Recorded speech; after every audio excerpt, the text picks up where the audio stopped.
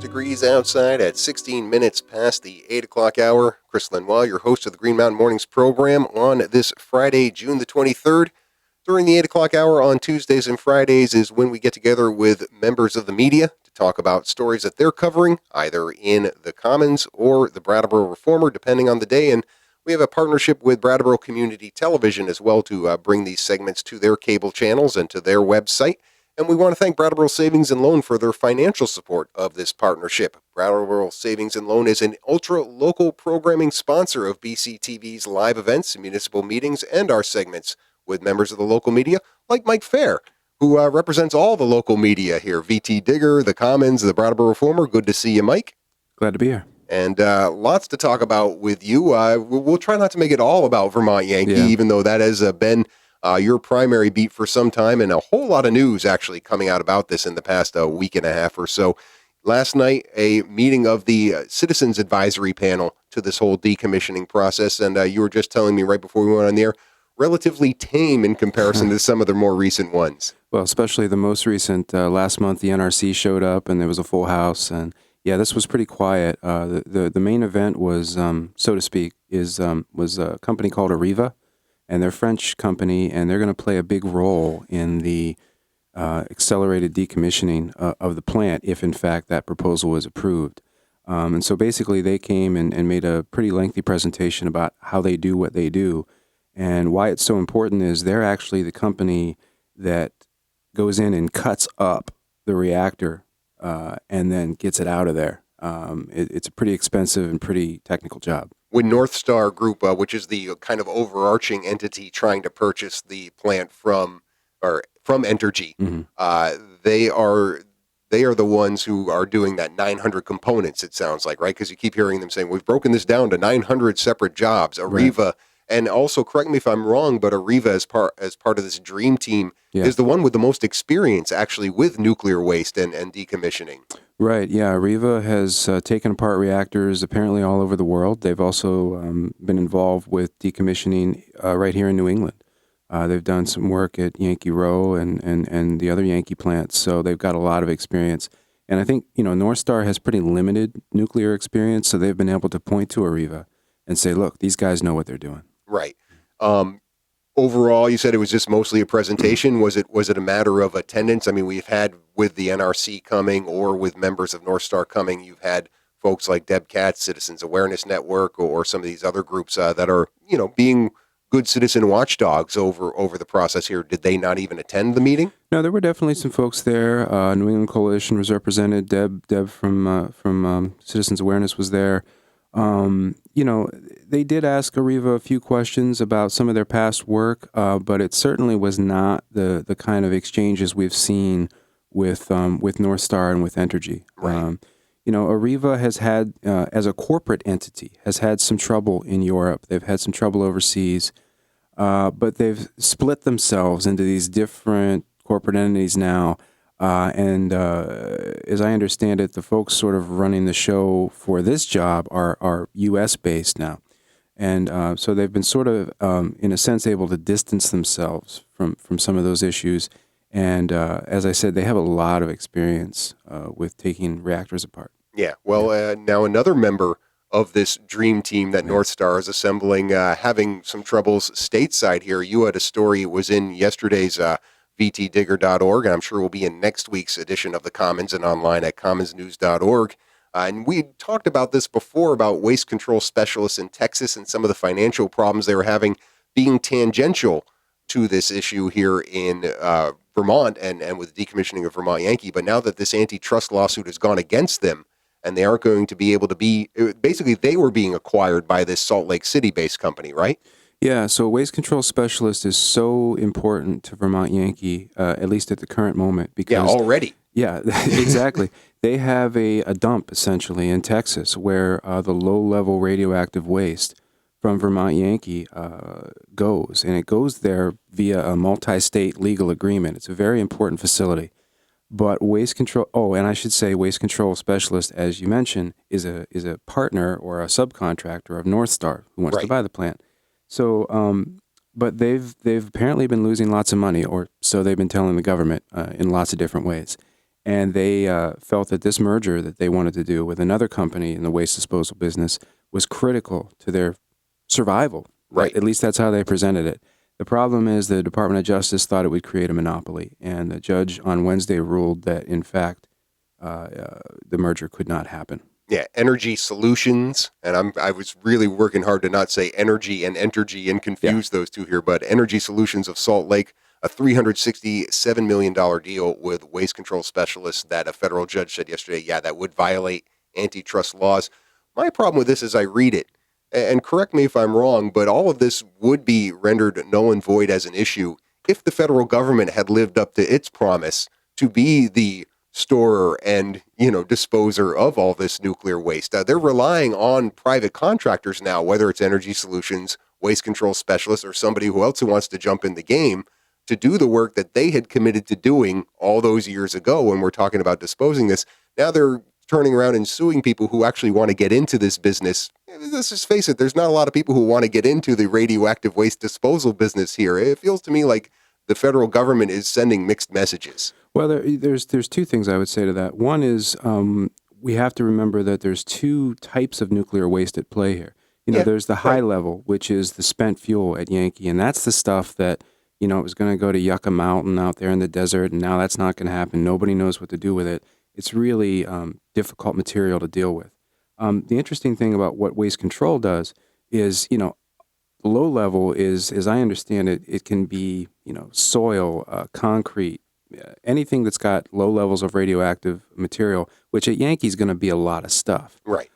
So there are two different waste streams that we're talking about there. But isn't this high level waste what they want to build? They're trying to build capacity for that. That's where it gets a little confusing because they did have a plan to do that. Right. But currently, what's at stake here and what was at stake in this merger was these two companies, Traffic, they make their money in the low level stuff, large quantities of it, and they wanted to join together. And what the federal government said, hey guys, you're basically the only two companies in a lot of states that provide this service, and we don't think that's fair. We think it's going to drive up prices and such. Still feels like an abdication of the responsibility on the federal government's part to me. Fair enough. Fair enough, indeed. Plenty of other news coming from the Vermont Yankee world, and Mike Faher covering that for VTDigger as well as the Commons and the Brattleboro Reformer. We'll talk with him about it after the bottom of the hour news break. And 66 degrees outside at 22 minutes before the 9 o'clock hour.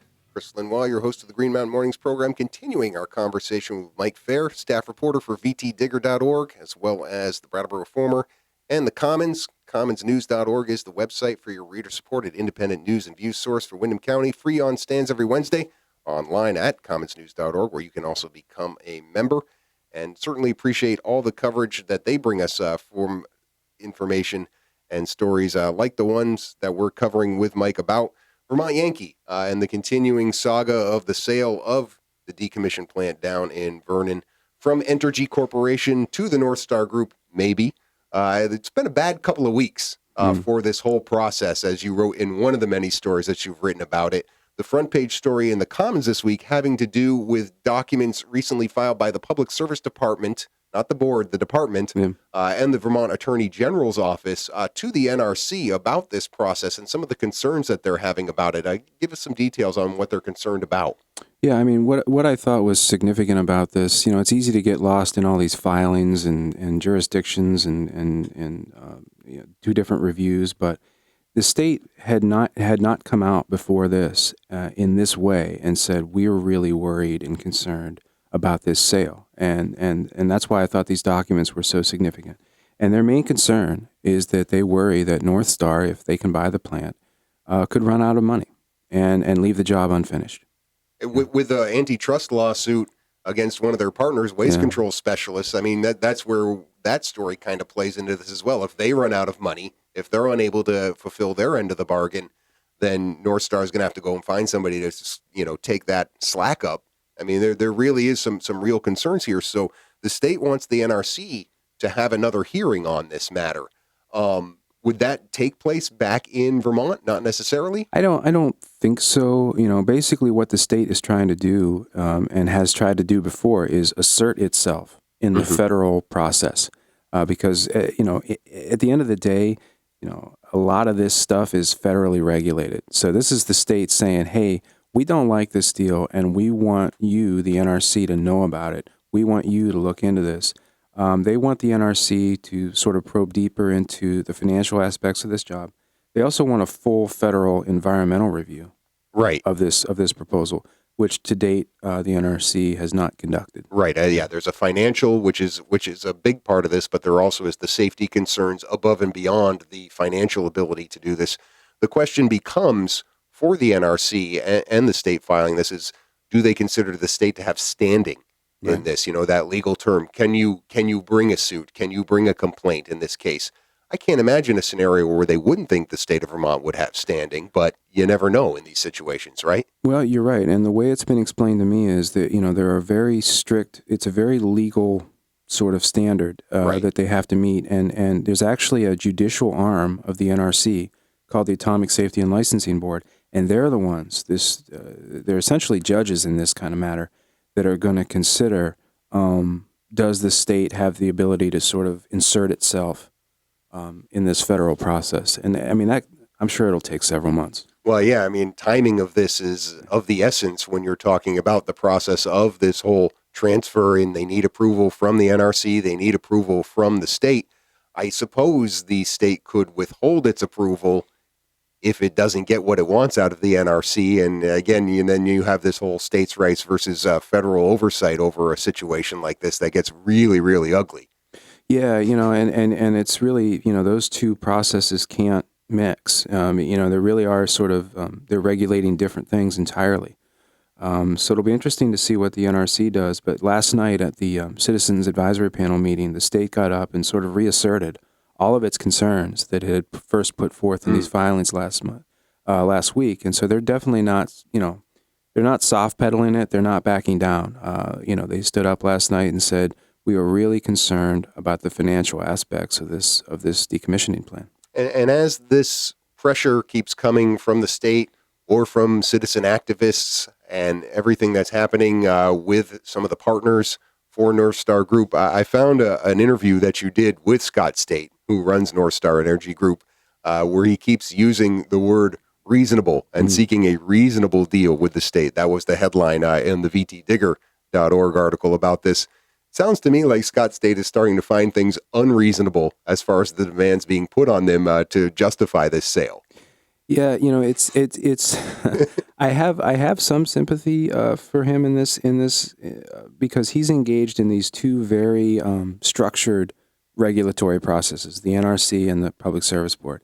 And so to a certain extent, he's limited as to what he can say. And especially if he's smart, he's not going to take pot shots at the state. But certainly you could sense that, and on some level, this stuff is starting to wear on NorthStar a little bit. Sure. And I would think that Entergy would have prepared them for some of the,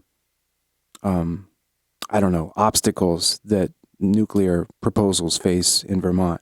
And maybe they did. But there's so much happening right now, and so much seems to be weighing against NorthStar that I think it's a pretty difficult time.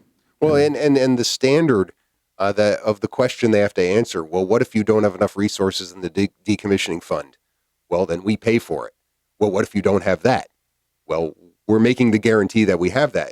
Well, what if you don't? I mean, there's an unreasonable standard there for them to say in that way. And I understand people want to make sure this is done, but there's no guarantee that Entergy would have that money. There's no guarantee the federal government would have that money. It does become an unreasonable standard to hold them to in this sale to just say, what if you don't? What if you don't? Because you can keep moving that bar higher and higher. Well, and as a reporter, it's a lot of he said, she said. Right. You know, I mean, Right. I haven't seen the confidential documents that NorthStar put forth with its sort of detailed plans for decommissioning the plant. Honestly, if I saw them, I probably wouldn't know what to make of them. Yeah. What I do know is that NorthStar says, look, we've done extensive 2 years worth of planning. We think we can do this. Here's why. But the skeptics, as is their right, including now some state officials, say, we don't actually think that that your planning is all that you say it is. It's So sound. yeah, Right. and ultimately that's the really tough decision that the NRC and the Public Service Board are going to have to make. Yeah. Meanwhile, the decommissioning process is going on. There's another story in the Commons this week about the fuel move Mm-hmm. that's going on, and this is being done by Entergy now. I know this is something that that always needed to be done. You wonder, though, if this is something that, as far as the timing of it, is Entergy moving forward with this in a way to help NorthStar Group and try and maybe facilitate the sale, showing a kind of a good faith effort. Oh, it's absolutely that. I mean, NorthStar wants nothing to do with having to pick up and move around really radioactive material, spent fuel on that site. And it's essentially a precondition of the sale that all of this stuff all of the spent fuel has to be in these sealed casks before NorthStar would take ownership. And that means it has to be done by the end of next year. Yeah. So there's no way that this would hurt the sale by Entergy showing that they're competent and capable of doing parts of the decommissioning process themselves. I mean, because that's really the default here. If NorthStar backs out or the sale isn't approved by either the state or the NRC, it's back to Entergy as your partner here in the decommissioning process, and however many millions of dollars and decades longer that they're saying it's going to take. That's what they've said. I mean, there are folks out there who say, well, there's at least one other company that does this kind of work. So what if, but as of right now, what we know is that the only proposal out there is NorthStar's proposal, and The devil you know, the guess, devil you don't know. I suppose, yeah. Yeah, indeed. Another whole wrinkle in this very complicated transaction is a new chair of the Public Service Board here in the state of Vermont. His name is Anthony Roisman. Is it? Yeah, Anthony Roisman. Yeah. Recently just appointed by Governor Phil Scott, and a very well-known person to the nuclear regulatory world, and especially Vermont Yankee, and made his name as a lawyer, basically going against nuclear reactors like the one in Vernon, right? Yeah, and he did that, over 40 years ago. Yeah. He was one of the early prominent legal advocates against nuclear power. And he now has, you had this story in VTDigger. Was that from this week? What's the date on this? My printer It was last week. It was last week Yeah. here. Recusing himself. Yeah. So basically, it's going to be two people on the Public Service Board making this decision Right. when it does finally come to a vote. Right. Yeah, the interesting thing is, Roisman's been really active in a lot of energy issues. Most recently, and what's been getting the headlines is he's been active in wind power. But he's not indicated, at least not publicly, that he's going to recuse himself from Public Service Board cases involving wind.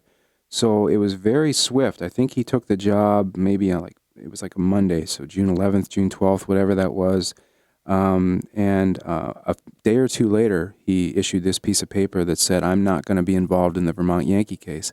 Didn't say why, but it's a pretty easy leap to say that his 40 years of nuclear work is the reason he feels like he has to step aside. Well, now, and we should say before I ask this question that you reached out to Roisman and he did not call you back, or did they say they wouldn't give you an interview? Well, I didn't get a phone call back, but the Public Service Board issued a statement saying that it's not their practice to comment on why their members do or do not participate in certain cases. Because I'm wondering what that means as far as his recusal here, especially because we're seeing what recusal may or may not mean on the federal level right now with some of the investigations going on.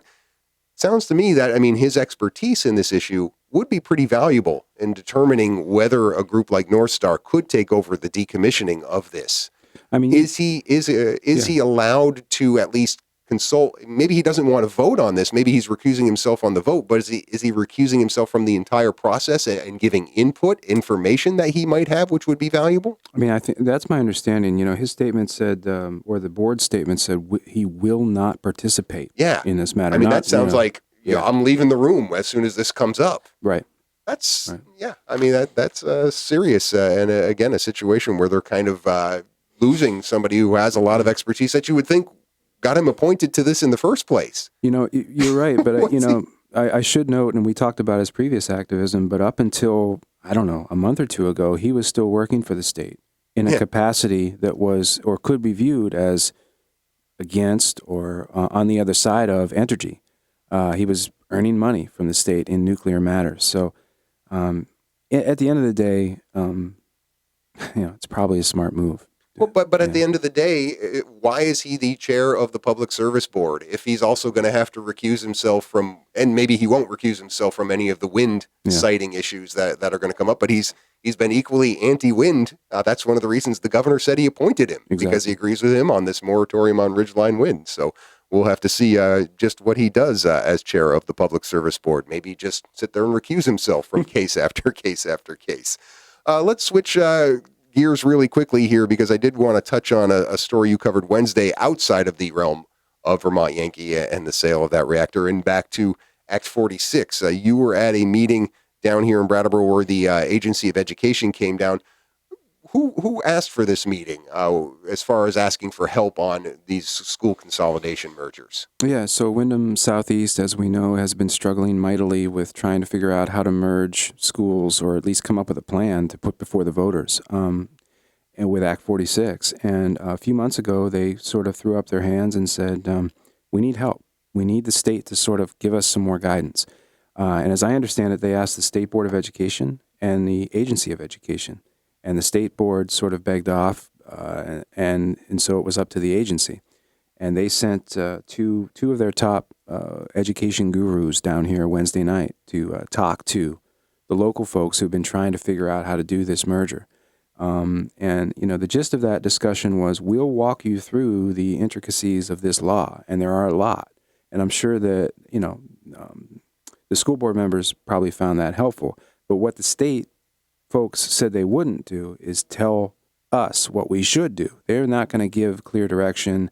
That's up to Wyndham Southeast to figure it out. Right. Now, they also, the state would not engage with people who were there to voice their opposition to Act 46. This story, I'm sure, will be in next week's edition of the Commons. It's in VTDigger this morning, as well as the Reformer, and pictures you took of people looking like they're front and center with some signs in protest to the whole Act 46 process. And you said to me right before going on the air that they wouldn't even engage with those people. No, as a matter of fact, Donna Russo-Savage, who's sort of the Act 46 guru at the state level, her quote was, "If any of you have things that you want to say about why this is a horrible thing to do, wait till we leave the room." We don't want to hear because it. and I get that she's not a policymaker, she's Right. not a legislator, so. Right. If you're unhappy with Act 46, it's not her law to change. Right. Barking up the wrong tree there in that situation. But again, it just pointing out this schism with Windham County and the majority of the rest of the state, who is moving forward with their consolidations under the Act 46 law. Great story in today's Reformer, and we'll be on the Commons story next week, I'm sure, on stands when that comes out on Wednesday. Always good to have you in here now every other Friday, Mike. Thanks so much for your time. Thank you. And you can find Mike everywhere. VTDigger.org, Reformer.com, CommonsNews.org, and Twitter. Don't forget Twitter, at Mike Faher. Back to wrap up this edition of Green Mountain Mornings right after these messages.